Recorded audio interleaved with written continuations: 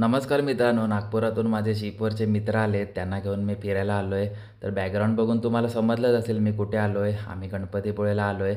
मग गणपती बाप्पाचं दर्शन घेतलेलं, थोडं फोटोशूट वगैरे करून आम्ही बीचवर गेलेलो. एवढं ऊन असून पण खूप गर्दी होती. तर इथून आता आम्ही जातो आहे जयगडला, जयविनायक मंदिरामध्ये. गणपतीपुळे तर तुम्हा सर्वांना माहीतच असेल, पण गणपतीपुळ्यापासून 13 किलोमीटरवर जयविनायक मंदिर आहे आणि तिथे जाताना पूर्ण बाजूने समुद्रच दिसतो.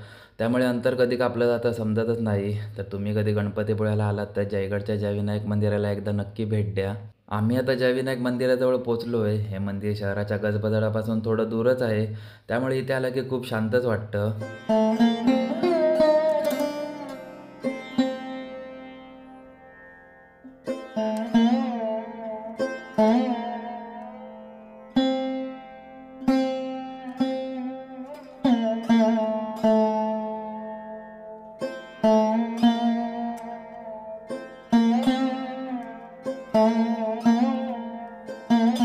उन्हामध्ये फिरून खूप कंटाळा आला होता, पण इथे आल्यावरती सर्व कंटाळा निघून गेला.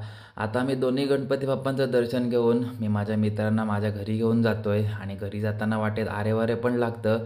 इथे आम्ही भेळ वगैरे खाल्ली आणि आरेवारे बीचवर पण गेलो. मस्त सनसेट होत होता.